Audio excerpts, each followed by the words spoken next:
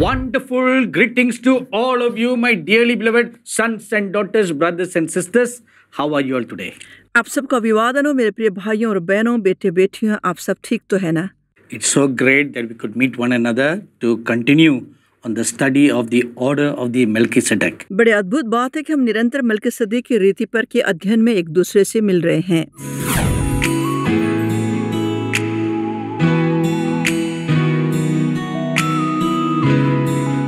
From the beginning of the ministry of the Lord Jesus Christ right up to the ministry of the apostles in the book of Acts, we read them demonstrating the power of God because they preached the gospel of the kingdom.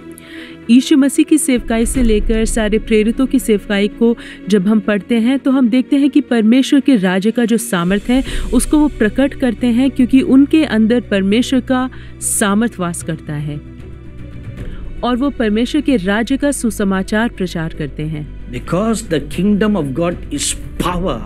When you preach about the kingdom, the power of God manifests. क्योंकि परमेश्वर का राज्य सामर्थ है, जब आप उस राज्य के बारे में प्रचार करते हैं तो वो जो सामर्थ है वो प्रकट होता है।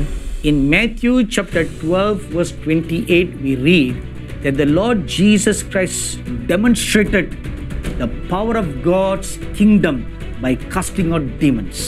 मत्ती 12 के 28 में हम पढ़ते हैं कि प्रभु यीशु मसीह ने दुष्टात्माओं को भगाकर परमेश्वर के राज्य के सामर्थ को प्रकट किया।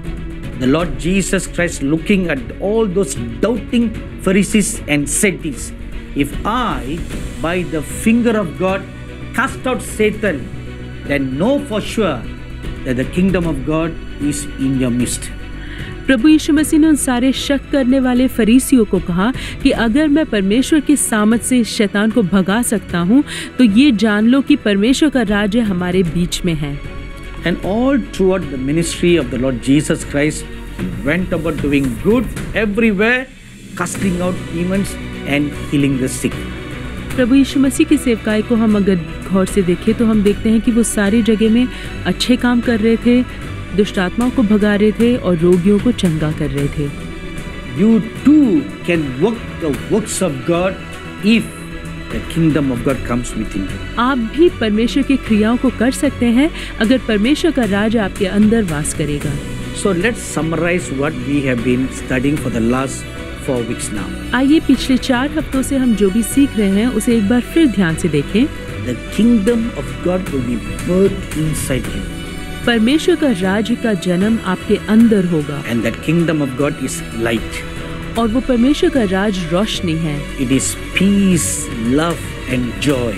वो शांति, प्रेम और आनंद है। It's righteousness. वो धार्मिकता है। It is holy. वो पवित्र है। And is full of power. और वो सामर्थ से भरपूर है। When you walk in the Melchizedek anointing, जब आप मेल्कीसेदेक के अभिषेक में चलेंगे, all these attributes of the kingdom of God will begin to manifest in your life. परमेश्वर के राज्य की ये सारी बातें आपके जीवन में प्रकट होने लगेंगी। So what must you do to receive them? तो इसे पाने के लिए हमें क्या करना है?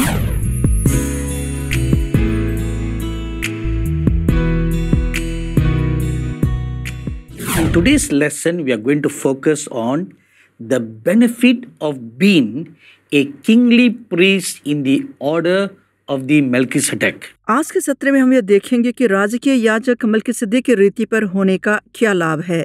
You know, today there are so many kinds of membership benefits from everywhere. आज हम लोग देखते हैं कि हर जगह पर सदस्य होने के लिए कई लाभ को हम पा सकते हैं।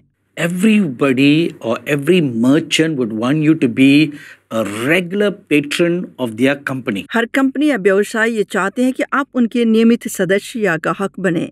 So they offer you membership card. इसलिए वे आपको सदस्यता कार्ड प्रदान करते हैं। The more you buy from them, the more they give you the points. जितना ज्यादा आप खरीद लेते हैं आपको उतना ही पॉइंट्स मिलता है। And when you get a lot of points, you can exchange for some gifts. जब आपका पॉइंट्स ज्यादा हो जाता है तो आप उसे उपहार के साथ बदल सकते हैं। So there is a slogan like this that says, membership has its benefits. इसलिए ऐसा कहावत है कि सदस्यता के कुछ लाभ होते हैं। So what is the benefit of being a kingly priest of the order of the Melchizedek. तो मलकीसदेक की रीति पर राजसी महायाजक होने का क्या फायदा है?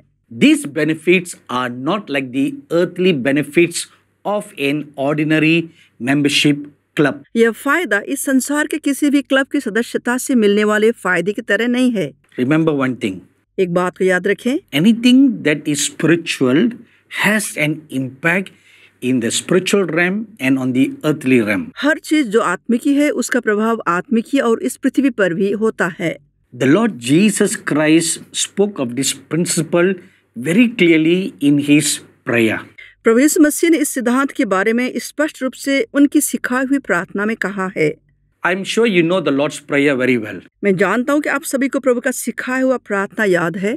Every Christian from a traditional churches knows this prayer by heart. हर पारंपरिक कलीसिया के मसीह को यह प्रार्थना याद है।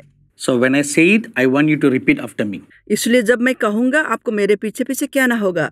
Our Father who art in heaven, हे हमारे पिता तू जो स्वर्ग में है, hallowed be your holy name. तेरा नाम पवित्र माना जाए, Your kingdom come, तेरा राज्य आए, your will be done on earth as it is in heaven. तेरी इच्छा जैसी स्वर्ग में पूरी होती है वैसे पृथ्वी पर भी हो। Let's just pause here for a moment. यहाँ पर हम थोड़ा देर के लिए रुक जाते हैं। Your will be done on earth as it is in heaven. तेरी इच्छा जैसी स्वर्ग में पूरी होती है वैसे पृथ्वी पर भी हो। So here the Lord Jesus speaks of his will in heaven and on earth at the same time. यहाँ पर प्रभु यीशु मसीह अपनी इच्छा के बारे में बात करते हैं जिसे स्वर्ग और पृथ्वी दोनों पर ही एक ही समय पर पूरा होना है। Now I want you to look at that closer again. इस बात पर और गौर करने के लिए मैं आपसे कहता हूँ, As your will is in heaven, जैसी स्वर्ग में तेरी इच्छा है so let it be on the earth. वैसे इस पृथ्वी पर पूरी हो। The will of God that is in heaven must also be carried out on the earth. स्वर्ग में परमेश्वर की जैसी इच्छा है उसे पृथ्वी पर भी पूरी करनी चाहिए। So that means the rule of God in heaven must be brought down to earth. इसका मतलब ये है कि परमेश्वर के नियम और शासन जो स्वर्ग में है उसे इस धरती पर लाया जाना चाहिए। So that means the kingdom of God's rule in heaven must be brought down to be exercised on the earth. इसका मतलब ये है कि परमेश्वर का राज्य जिसका शासन स्वर्ग में है इसे नीचे धरती पर लाया जाना चाहिए शासन करने के लिए। And to run a government, you need officials. एक सरकार को चलाने के लिए आपको अधिकारियों की आवश्यकता होगी। So who are going to be the officials?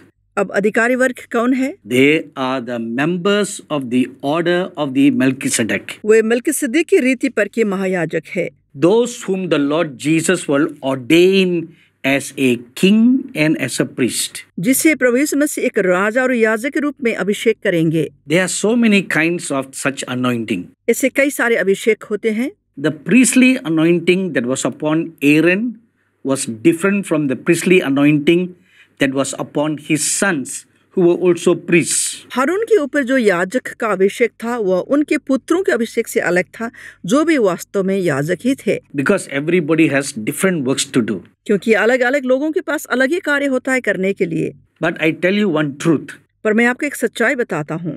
It is the desire of God that all should attain the highest anointing. यह परमेश्वर की इच्छा है कि हर कोई सर्वोच्च अभिषेक को प्राप्त कर ले। So what is the highest anointing? सबसे ऊंचा अभिषेक कौन है?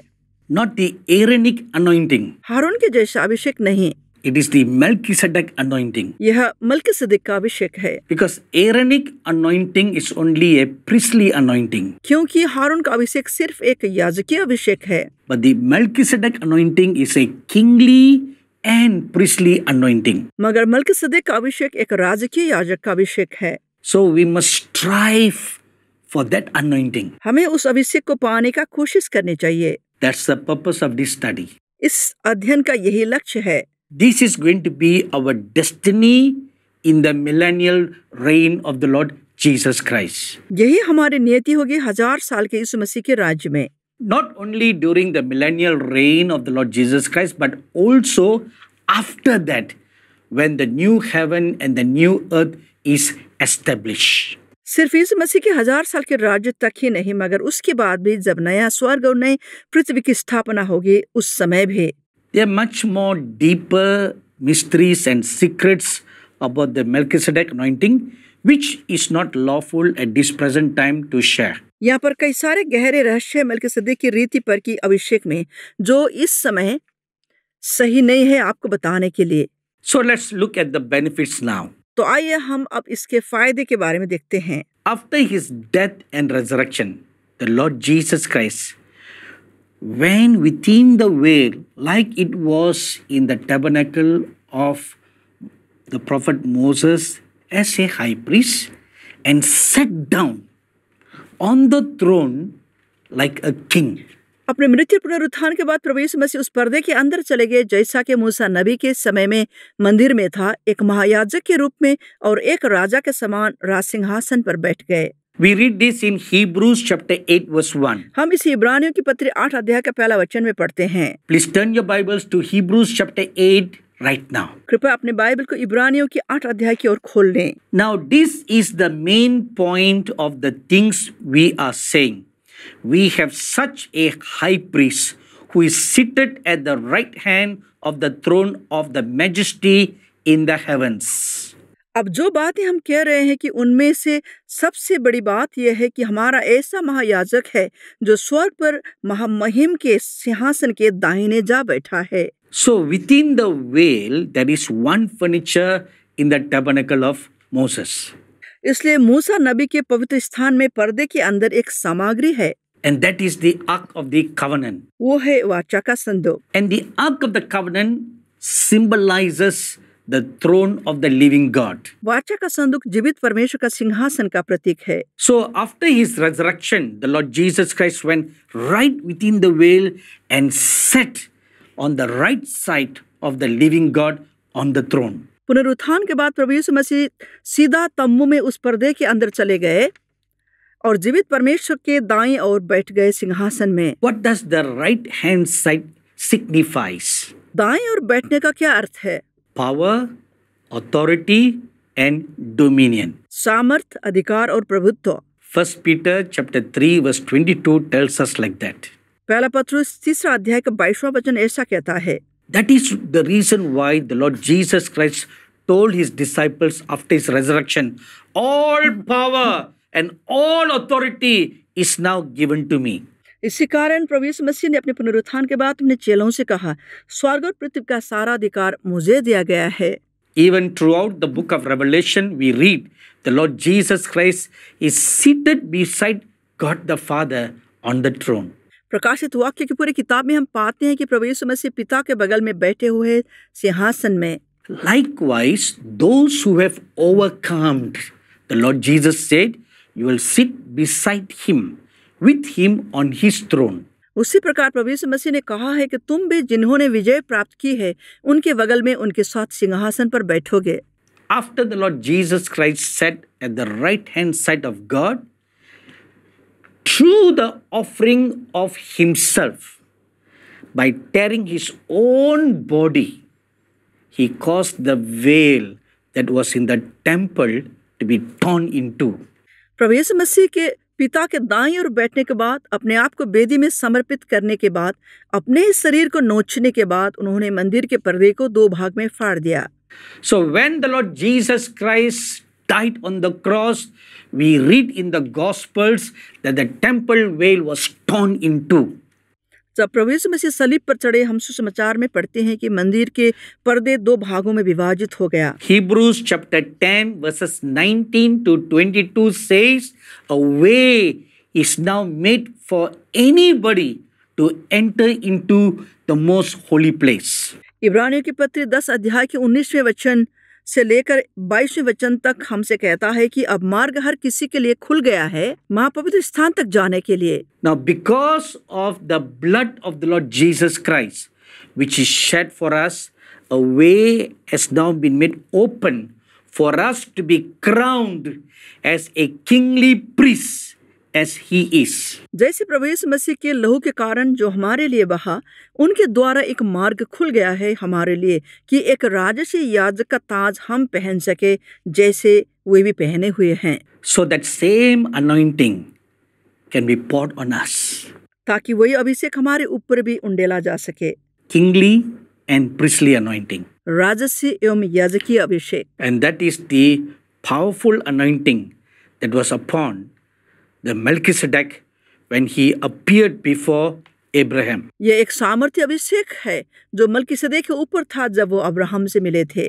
The more as I'm speaking to you right now, my spirit is being allowed to comprehend further depth of this anointing of the Melchizedek, for which again, as I said earlier, it will be very premature to share publicly. जैसे मैं आपसे बात कर रहा हूँ, मेरी आत्मा को इस अभिषेक को और गहराई से जानने का अनुमति मिल गया है, जिसके बारे में मैंने पहले ही आपसे कहा था कि यह बहुत जल्दबाजी होगी आप सबको बताने के लिए। But this is a very powerful revelation that matured Christians should know, but not ordinary ones. ये एक बहुत ही सामर्थ्य प्रकाशन होगा जिसे परिपक्व मसीह को जानना चाहिए, साधारण मसीह को नहीं। So the first benefit that we get from being a member of the order of the Melchizedek is to come and stand in the most holy place before the throne of the living God. तो सबसे पहला फायदा होगा जब हम मलकीसदेक की रीति पर का सदस्य बन जाएंगे, आकर महापवित्र स्थान पर खड़ा हो जाना जीवित परमेश्वर के सिंहासन के सामने। In the Old Testament tabernacle of Moses, we read the high priest, when he comes and stands before the living presence of God, his eyes behold the Shekinah glory of God. पुराने नियम के मूसा नबी के निवास स्थान के तंबू में महायाजक जब भी महापवित्र स्थान में जीवित परमेश्वर की उपस्थिति में खड़ा होता था, उनकी आंखें परमेश्वर की शिकायना महिमा को देख पाता था। And his eyes also behold the statue of cherubim on the ark. और उसकी आंखें उस वाचा के संदूक की करीबुम को भी देखा करता था। His eyes, when he sees the cloud of God's glory just suspended above the ark. उसकी आंखें जैसा ही वह परमेश्वर की महिमा को देखेगा जो उस संदूक के ऊपर स्थापित है, From within the cloud, flashes of light, flashes of fire comes out. उस बादल के बीच में से बिजली निकलती है, आग निकल आता है। You'll be so amazed to know that that's exactly how it is described about the throne of God in Revelation chapter 4. आप आश्चर्यचकित रह जाएंगे जब आपको पता चलेगा कि यहोवा परमेश्वर के सिंहासन के बारे में ठीक ऐसा ही वर्णन किया गया है प्रकाशित का वाक्य 4 अध्याय में। So this is the first benefit, यह पहला फायदा है, to come and stand before the throne of the living God, जीवित परमेश्वर के सामने आकर खड़ा होना, to hear what he will speak to me, सुनने के लिए कि वे मुझसे क्या कहने वाले हैं, and then what we shall answer him when he shall speak to us. और फिर हम उनको क्या जवाब देंगे जब वे हमसे बातें करेंगे। And our duty is to faithfully carry out his will. हमारा कर्तव्य है कि हम निष्ठावान होकर उनकी इच्छा को पूरी करें। Amen. आमीन। We'll continue this study next week. अगले सप्ताह हम इस अध्ययन को जारी रखेंगे। God bless you all. प्रभु आप सबको आशीष दे।